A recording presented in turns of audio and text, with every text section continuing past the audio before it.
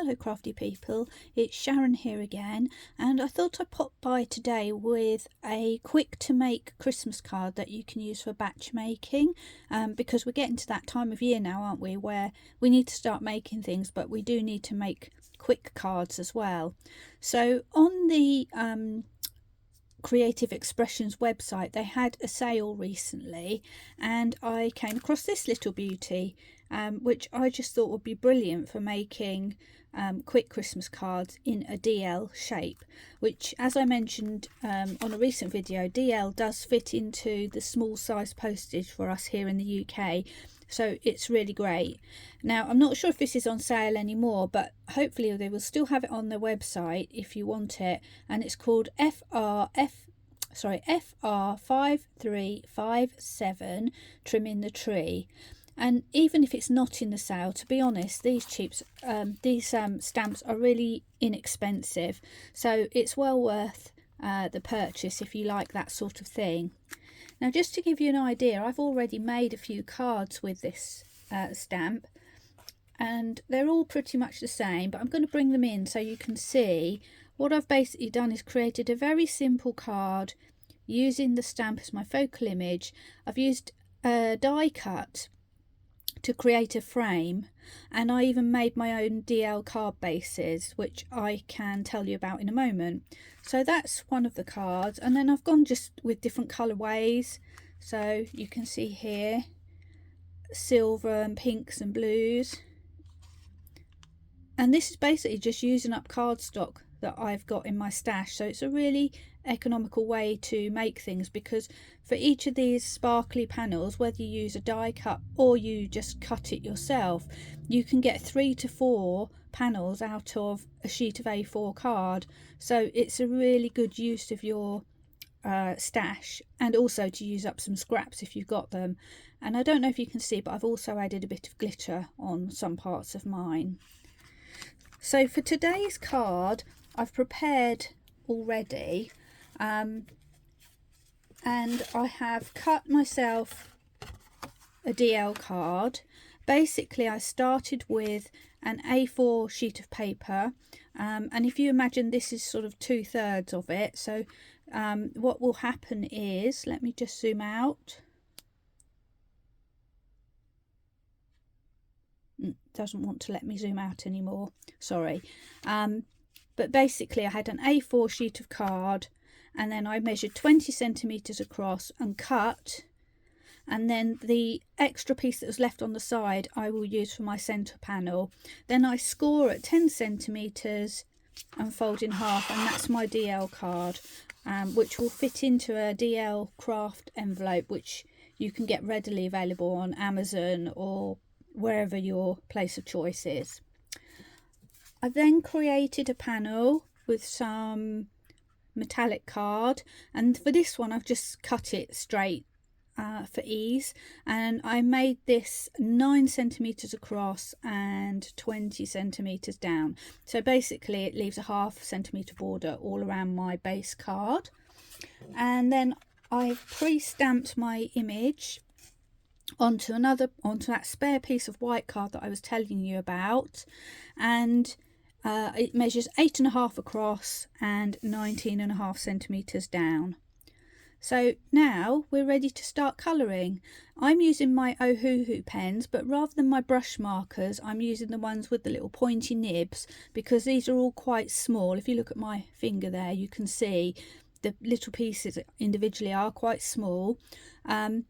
I have got a list of colours which I'll flash up for you, but I'm not going to be too specific about that, because the idea of this is that you can just grab what you want. My idea was that I'd get 2 or 3 colours in each shade, so that I could do a little bit of shading if I wanted to, but not get too involved. So I'll just bring in my little bit of paper. There you go. I'll just hold that there for a moment so that you can see the colours that I picked. And I'm not sure what they call these markers in the Ohuhu range, but these I picked from the bag that has the pointy end and the wedge end. So you can either pick these exact colours or obviously look at your own swatches and pick something similar from Ohuhu or any other brand that you might have. Okay, so we're good to go. So I think what's really good with this is that you can do a lot of cutting, a bunch of stamping, and then sit with this on your lap while you're watching TV or something and do a bunch of colouring.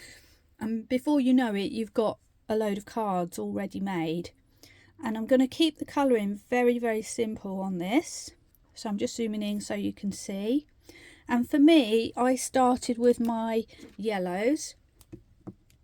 And I picked a light, a medium and a dark for this because I decided there wasn't quite enough variation with just two colours. But nonetheless, the blending I've kept really simple. So for me, I always start with the star, and I'm making mine yellow, but of course you could make yours any colour. And the key to this, if you're using multiple colours, is you want to kind of not make it look too uniform and not too contrived. So I'm putting my base colour in, and then I'm going to kind of work in a zigzag fashion to put more pops of yellow onto my card. And I feel like the bells would be yellow, but of course they don't have to be. And so I've got another bell at the bottom here.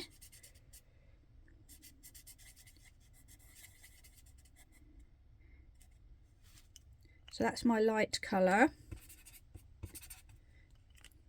And then I'm going to go in with my darkest colour, which is more of oh, sorry, that's a bit, I can't quite, there we go.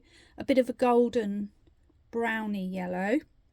And all I'm doing very simply, oh that's the wrong end, is adding a line of shadow on one side. And you'll know with me being left-handed that I always tend to put the shadow on the right because that's easier for me to sort of get a bit of a flow. So it's simply putting a line down on the side, and then I'm going to go to my medium colour and I'm just going to do a little bit of a scribble, but I'm not trying to get a perfect blend. I almost want it to be liney and quirky because I'm trying to emulate the very simple effect or the simple idea behind this particular image. So that's my yellows for now. Put those out of the way. Then I go on and pick another colour. So this time I think I'll go with my reds. And again, I've just picked two reds, a lighter and a darker one. And I'm going to follow the same process. So I'm starting at the top. I feel like the hearts will be red, but again, they don't have to be. And then I'm going to follow all the way down, colouring odd little bits and pieces. Now, I could go and do here to here to here to here, but that will then look too contrived, not random. So I'm going to do a skip down to these two hearts, which I feel like are red, and I'm going to colour them both in. I could do one and do one another colour, but for this one I'm doing red. The key is just to be free with it and not worry about it too much. I'm going to go to the bottom here and colour this red love heart.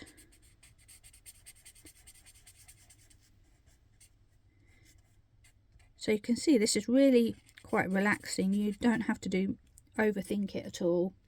And I'm going to go down to the bottom to my flower pot, and I'm going to colour in the centre of that heart there, and the top of the plant pot. And then when you look, you can kind of see again, you kind of get in a flow. Almost imagine an invisible squiggly line going from top to bottom to give you sort of symmetry, but not absolute symmetry. And then I've got my darker colour, and again going in on one side, just drawing in some lines on this double-sided double-edged heart. I'm not putting any shading in the middle, I'm just colouring around the border. I mean, honestly, if you've got children or grandchildren, you could stamp off a load of these and just let children colour them in with whatever they've got, you know, colouring crayons, pencils, pens if you want to let them use your precious pens. It's all really good. And, you know, makes really nice cards for their friends at school or what have you. And when I come down to the bottom, I'm sort of reflecting that ornament that was at the top and putting a dark red border around the edge. There we go. And I'm just going to go back to my light colour, and where I've added shading, just do a very simple blend. I'm just really just scribbling over the edge just to soften it a little bit. I'm not doing a proper blend. And that just gives another little layer of depth. So that's my red, and of course I might go back and forward and, you know, come back and revisit some of these. Now I'm going to get some greens. These are quite bluey greens actually. Can I get them to focus? There we go.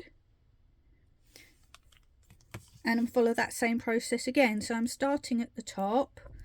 I'm going to colour this one with my light colour. I'm going to colour this heart, and I'm going to just leave that central band blank for the moment, and I will probably add another colour in the middle. And this one is got the opportunity for two colours, so this time I'm going to put the pale colour on the outside and put my darker green in the middle. There we go. And I'm just thinking I'm going to add some blue, so I think I'm going to leave it at that. I might just put a bit of green on these little leaves at the bottom here on this ornament. And then onto my dark colour, add in my shade. I'm going to add a bit of shade on the bottom of that heart, around the edge there. I'm going to colour my heart in the middle.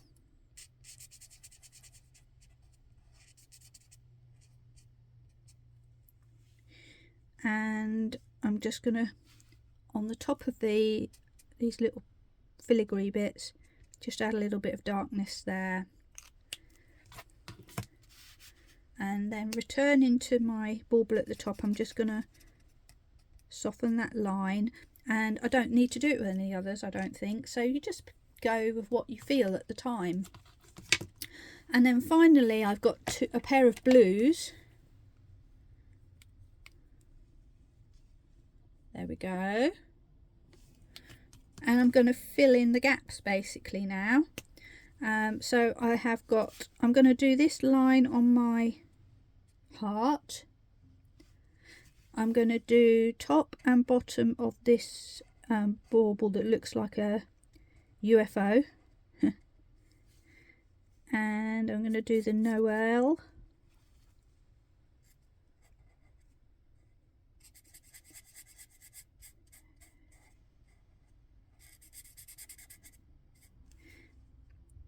And this will go at the bottom.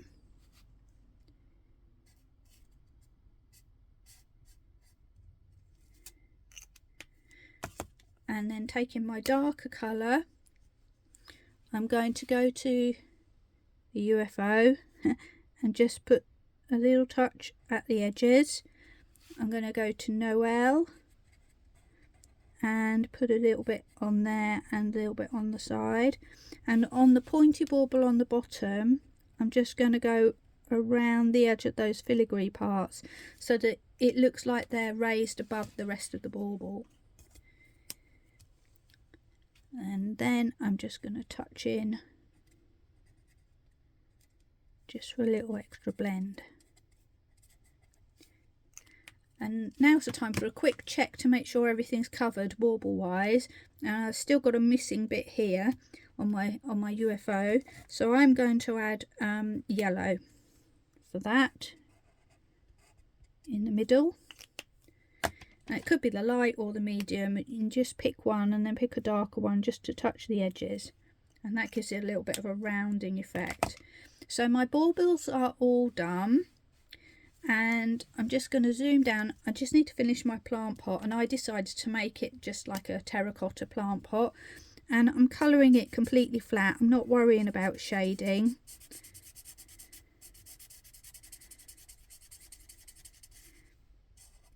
So I'm just going in and around my heart.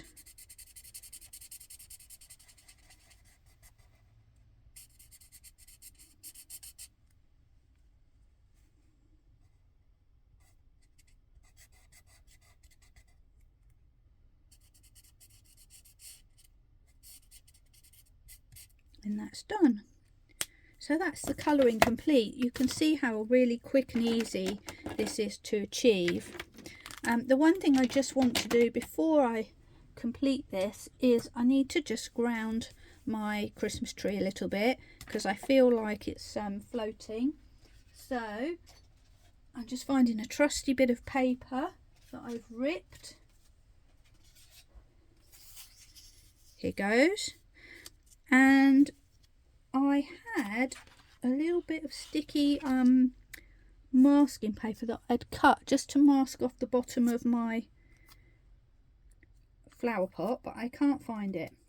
So all I'm going to do is take a bit of removable sticky tape and just stick it over the top of my plant pot, making sure that it's flush on the bottom, and that will act as a temporary mask while I just put my grounding onto my Christmas tree. So I just need to find something that will look nice. I did use grey for my other ones, but this one I think I might use, I've got Elements Della Blue just for a change. So I'm grabbing a tiny stencil brush, which happens to be a Lavinia one, and I'm just going to dab it into this ink that's left on the top of my tin, and I'm just going to rub it off a little bit and then put some onto the ground, because I don't want it to be too overpowering. As it turns out, I probably need a bit more.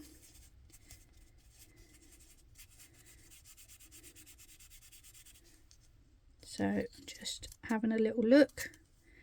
I think the blue makes a change from the greys and things that I usually go for. And underneath the flower pot, I'm just going to put something to the side a little bit like this, so that it almost looks like it's casting a shadow.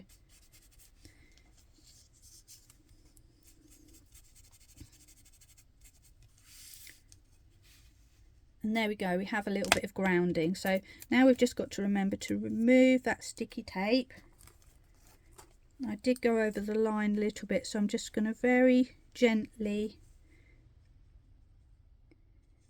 put a little bit extra in there just to bring it up. There.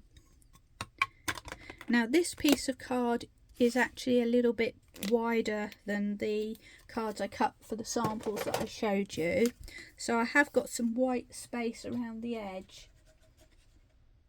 So I think it would be quite nice to add some doodling around the edge in the form of a wavy line. So I'm just looking to find my pen, and I'm going to zoom out, and I've got a Uniball 0.2 pen, and all I'm going to do is take my pen and just draw a wibbly wobbly line around For me, I like to work from the top and pull towards me. So I'm rotating the card to do that. So that's my first line done. And then I go over again and I'm wibbling wobbling, and I like to add a few little spikes or something of interest. So just let your hand shake a little bit, little scribbles. I think they add a nice element of interest.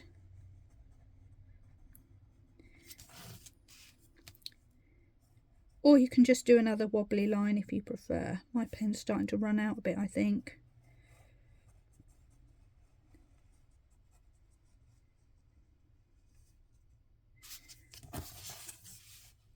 And there we have it.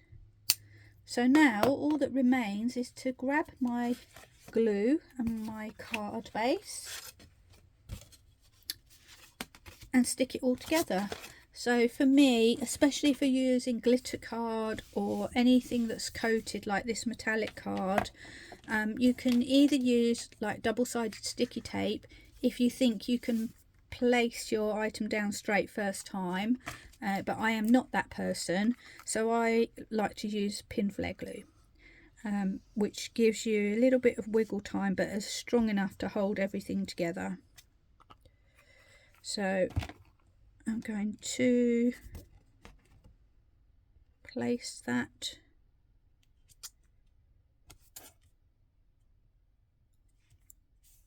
on my border, and as you can see, a half centimetre difference gives a lovely delicate border around the edge of your item. And the next thing will be to stick it onto my main card. Whilst I'm just letting this dry for a little second, it's worth mentioning that you can glitter your card a bit if you want to. You can either use actual glitter or you can use a glitter pen. So let's take a moment and just maybe add a little bit of glitter. I'm going to use a sparkle pen in clear, and I'm just going to paint over some of my image items, not all of them. You can do all of them, but I quite like just to do some, and when that dries it will give a nice little sparkle.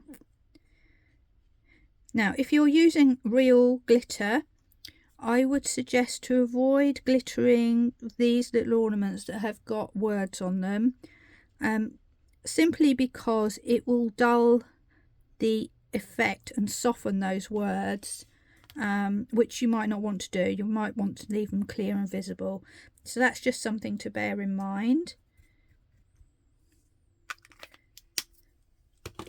Okay, and so like I said, the final part is just to stick this to the base card, and that's been done, other than cutting and stamping, which is literally 5 minutes work.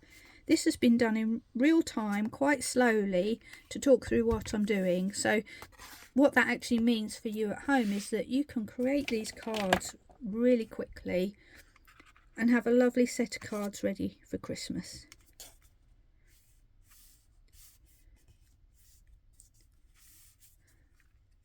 So there we have it. One Christmas card, very simple, very cute, very cheerful, I think, and perfect to kick off your batch making for Christmas. I hope you've enjoyed this video and found it useful.